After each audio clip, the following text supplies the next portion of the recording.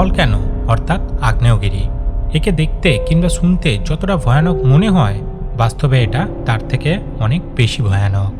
যদি আপনি কোনো অ্যাক্টিভ ভলক্যানোর মধ্যে পড়ে যান, তো আপনার কোনো চিহ্নই খুঁজে পাওয়া যাবে না। তো এই জিনিসটা যদি এত সহজেই কোনো জিনিসকে শেষ করে দিতে পারে, তো এটার ব্যবহার আমরা কেন পৃথিবীর সবথেকে বড় প্রবলেমকে সলভ করার জন্য করছি না? ওয়েস্ট অর্থাৎ বজ্র পদার্থ, যার সবথেকে বড় সংখ্যাটা প্লাস্টিকের। হাওয়াই আর ক্যালিফোর্নিয়ার মাঝে প্রশান্ত মহাসাগরে সবথেকে বড় বজ্র পদার্থের একটা পাহাড় রয়েছে, যাকে দ্য গ্রেট প্যাসিফিক গার্বেজ প্যাচ বলা হয়। এটা প্রায় 6 লাখ স্কোয়ার মাইলস পর্যন্ত বিস্তৃত। তো কি আমরা এই সমস্ত বজ্র পদার্থকে সমুদ্রে না ফেলে এই ভলক্যানোর মধ্যে ফেলতে পারি, যা এগুলোকে খুব সহজেই জ্বালিয়ে শেষ করে দিতে পারে? তো এটা এতটা সহজ কাজ নয়। দেখতে থাকুন এই ভিডিওটা শেষ পর্যন্ত। আজ আপনি প্লাস্টিক আর বজ্র পদার্থ সম্বন্ধে অনেক কিছু নতুন ইনফরমেশন পেতে চলেছেন। Well, it's considered one of the biggest threats to the world's oceans. From packaged food to disposable bottles, plastic is a part of daily life. Every minute, an entire garbage truck worth of plastic waste is dumped into the world's oceans. Around 8 billion kilos of plastic waste enter our oceans every year.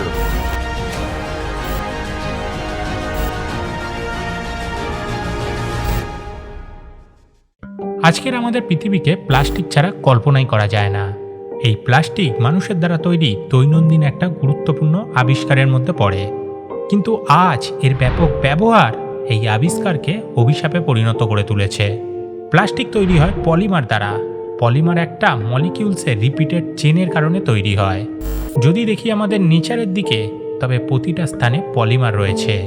আমাদের কোষ থেকে শুরু করে কাপড়, জামা, চুল, নখ, এমনকি আমাদের ডিএনএও পলিমার দ্বারা নির্মিত। কিন্তু মানুষ ক্রুড অয়েলের সেই বেসিক কম্পোনেন্টকে ভেঙে সেই স্ট্রাকচারকে নিজের মতো অ্যারেঞ্জ করে সিনথেটিক অর্থাৎ ম্যানমেড পলিমারকে তৈরি করে, যা লাইট ওয়েট, ডিউরেবল আর তাকে যে কোনো আকারে পরিণত করা যায়। প্লাস্টিক প্রোডাক্ট তৈরিতে তেমন কোনো স্পেশাল রিকোয়ারমেন্ট থাকে না, আর এর র মেটেরিয়ালও খুব সহজে পাওয়া যায়। তাই আজ এর ব্যবহার এত বিশাল স্কেলে করা হচ্ছে। এই প্লাস্টিকের সবথেকে বেশি ব্যবহার ফুড ইন্ডাস্ট্রি করে থাকে। প্রায় 40% প্লাস্টিক ফুড প্যাকেজিংয়ের কাজে ব্যবহার করা হয়।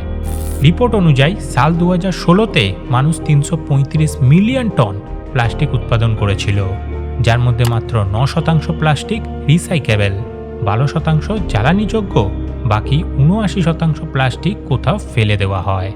প্রতি বছর 8 মিলিয়ন টন প্লাস্টিক ফেলে দেওয়া হয় সমুদ্রের মধ্যে। এই সংখ্যাটা এতটাই বেশি, যা ক্রমাগত চলতে থাকলে 2050 পর্যন্ত আমরা 70% ম্যারিন লাইফকে পৃথিবী থেকে হারিয়ে ফেলব। 2018-তে আপনারা এই ছবিটা নিশ্চয়ই দেখে থাকবেন। এটা একটা তিমি মাছ, যাকে স্পেনের একটা সমুদ্র তটে পাওয়া যায়।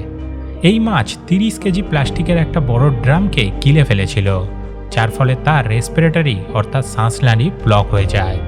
শ্বাস না নিতে পারায় মৃত্যু হয়েছিল তার। এই বড় প্লাস্টিকগুলোর তুলনায় বেশি ক্ষতিকারক হচ্ছে মাইক্রোপ্লাস্টিক। প্লাস্টিকের 55 mm এর ছোট প্লাস্টিকগুলোকে মাইক্রোপ্লাস্টিক বলা হয়ে থাকে। এই জাতীয় প্লাস্টিক জলে বেশি দিন পড়ে থাকলে খুব সহজেই জলের মধ্যে মিশে যায়। মাছ সেইগুলোকে খায়, আর আমরা সেই মাছগুলোকে। এই মাইক্রোপ্লাস্টিক আমাদের শরীরের জন্য খুবই ক্ষতিকারক। বিপিএ, যা প্লাস্টিক বোতলকে চকচকে আর ট্রান্সপারেন্ট বানাতে সাহায্য করে, এই বিপিএ এখন মানুষের হরমোনে পরিবর্তন ঘটাচ্ছে। ডিইএইচপি, এর দ্বারা প্লাস্টিকে এত ডিউরেবিলিটি আমরা দেখতে পাই, আর এই ডিইএইচপি মানুষের শরীরে তৈরি করে ক্যান্সার। এবার আপনারা নিশ্চয়ই ভাবছেন, তবে তো গোটা পৃথিবীতে প্লাস্টিককে ব্যান করে দেওয়া উচিত। একদম ঠিক, এটা কোনো খারাপ ডিসিশন নয়, কিন্তু এটা সহজও নয়। প্লাস্টিক একমাত্র জিনিস নয় যার দ্বারা আমাদের পরিবেশ দূষিত হচ্ছে। যদি আমরা এর বদলে অন্য কোনো বিকল্পকে ব্যবহার করি, সেটা বানাতেও আমাদের পরিবেশ অনেক বেশি দূষিত হতে পারে। ইউএস গভর্নমেন্টের একটা স্টাডি দেখায় যে প্লাস্টিকগুলো আমরা ব্যবহার করি, একে বানাতে আমাদের খুব কম পরিমাণে ইলেকট্রিসিটির প্রয়োজন, আর কার্বন ডাই অক্সাইড প্রোডাকশনও হয় মিনিমাল মাত্রায়। আপনি যে কটন ব্যাগগুলো ইউজ করেন, সেগুলোকে প্লাস্টিকের মতো এফিসিয়েন্সি পেতে তাকে 8000 বার ইউজ করতে হবে, আর আমি শিওর কেউই এতবার ইউজ করতে পারে না। নয়তো সেটা ছিঁড়ে যায়, নয়তো আপনার কোনো আত্মীয় এসে তুলে নিয়ে যায়। সব জায়গায় একই অবস্থা। আপনি কি জানেন এই কার্টন ব্যাগগুলোকে বানাতে ইলেকট্রিসিটি যেমন লাগে বেশি, তেমনই গোটা প্রসেসে কার্বন ডাই অক্সাইডও প্রডিউস হয় অনেক বেশি মাত্রায়। পৃথিবীতে উৎপাদিত 1/3% খাবার প্রতিদিন স্টোর করা হয়, যার বেশিরভাগটাই পরে ইউজ করার জন্য। এই বেঁচে যাওয়া আনাজ আর খাবার মিথেন গ্যাস প্রডিউস করে, যা আমাদের পরিবেশের জন্য খুবই ক্ষতিকারক। এই খাবারগুলোকে সুরক্ষিত রাখার সস্তা আর এফেক্টিভ উপায় হলো প্লাস্টিক প্যাকেজিং। সমুদ্রতে আসা 90% প্লাস্টিক ওয়েস্ট কেবলমাত্র 10টা নদী থেকেই আসে, যার মধ্যে ভারতের নামও অনেকটাই ওপরে। এবার যদি আমরা এই সমস্ত প্লাস্টিককে নিয়ে একটা অ্যাক্টিভ ভলক্যানোর মধ্যে ফেলে দিই, তো সমস্যা কি মিটে যাবে? তো ওয়েল, না।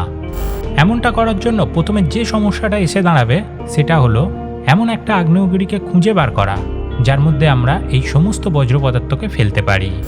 পৃথিবীতে এই মুহূর্তে কেবল 1500 অ্যাক্টিভ ভলক্যানো রয়েছে, যেগুলো আমাদের থেকে অনেকটাই দূরে, বা আমরা খুব কমই তার কাছে পৌঁছাতে পারি। এবার এই সমস্ত বজ্র পদার্থকে এক জায়গায় করে সেখানে নিয়ে যাওয়াটাই অনেক ব্যয়বহুল একটা কাজ। তর্কের খাতিরে ধরেই নিলাম আমরা এই ব্যয়টা করতে রাজি, কিন্তু আমরা যে আগ্নেয়গিরিকে খুঁজছি তাকে পাওয়াটাও এত সহজ নয়। এই বজ্র পদার্থগুলোকে ফেলার জন্য আমাদের একটা স্পেশাল আগ্নেয়গিরির প্রয়োজন, যাকে আমরা বলে থাকি সিল্ড ভলক্যানো। এটা একটা স্লো ইরেপশন ভলক্যানো, যার মধ্যে সবসময় অল্প অল্প লাভা বেরোতে থাকে। এই ধরনের ভলক্যানো খুব কমই দেখতে পাওয়া যায়। স্ট্যাটিক ভলক্যানো সেই ভলক্যানো যা খুব জোরে গর্জন করে আর সাথে বিপুল পরিমাণে লাভা নির্গত করে। এবার আপনি বজ্র পদার্থগুলোকে তো আর এখানে ফেলতে পারবেন না, কারণ এটা খুবই জোরে বিস্ফোরিত হয় আর এর সামনে পৌঁছানোটাও প্রায় অসম্ভব। এবার ধরে নিলাম আমরা একটা শান্তশিষ্ট সিল্ড ভলক্যানো খুঁজে পেলাম। এবার এই ধরনের ভলক্যানোর মধ্যেও ভিন্ন ধরনের ক্ষতিকারক গ্যাস, মোল্টেন মেটাল আর লাভার মিশ্রণ থাকে, যা অনেকটাই আনস্টেবল স্টেজে। এবার যদি তার মধ্যে কিছু ফেলে দেওয়া হয় তবে সেটা আরও আনস্টেবল হয়ে উঠবে। 2002-এ ইউরোপিয়ান একজন রিসার্চার একটা 30 কেজি ব্যাগকে সিল্ড ভলক্যানোর মধ্যে ফেলেছিল। তার রেজাল্ট আপনি এখন দেখতে পাচ্ছেন। যখনই কিছু ঠান্ডা রিঅ্যাক্টিভ মেটেরিয়াল লাভার সংস্পর্শে আসে, তখনই সেটা একটা চেন রিঅ্যাকশনকে চালু করে, যার ফলে একটা বড় অংশের লাভা আনস্টেবল হয়ে ওঠে। এবার ভেবে দেখুন, আপনি একটা ট্রাক ভরে তার মধ্যে কিছু ফেললেন, তবে সেখানে কত বড় চেন রিঅ্যাকশন হতে পারে ভেবে দেখুন। তো ওয়েল, যখন আমরা এই বজ্র পদার্থগুলোকে জ্বালাতেই চাই, তো এমন রাস্তা খুঁজে বার করি যার দ্বারা তার এনার্জিকে ব্যবহার করে আমরা অন্য এনার্জিকে তৈরি করতে পারি, কিংবা আগ্নেয়গিরিতে ঘটা সেই রিঅ্যাকশনকে কন্ট্রোল করতে পারি। তারপরেও এর দ্বারা যে গ্যাসেস উৎপাদন হবে সেটা কোথাও না কোথাও আমাদের এনভায়রনমেন্টকে ক্ষতি করবেই। প্লাস্টিক মানুষের দ্বারা তৈরি একটা খুবই সুন্দর আবিষ্কার, কিন্তু অস্বীকার করা যাবে না আজ এটাই আমাদের সবথেকে বড় মাথা ব্যথার কারণ হয়ে উঠেছে। আপনি কি মনে করেন কিভাবে প্লাস্টিক ওয়েস্টকে কম করা যেতে পারে? কমেন্টে আপনার মতামত আমাদের সকলের সাথে শেয়ারও করতে পারেন। যদি জানতে চান কি হবে যদি আমরা এই আবর্জনাগুলোকে সূর্যের মধ্যে গিয়ে ফেলে দিই, তবে আপনারা এই ভিডিওটা অবশ্যই দেখুন। যদি ভিডিওগুলো ভালো লাগে তো ভিডিওগুলোকে লাইক করুন, চ্যানেলটাকে সাবস্ক্রাইব করুন আর আমাদের সাথে যুক্ত থাকুন। আজকের জন্য এইটুকুই, আবার দেখা হবে পরবর্তী কোনো ইন্টারেস্টিং ভিডিওর সাথে। Thanks for watching.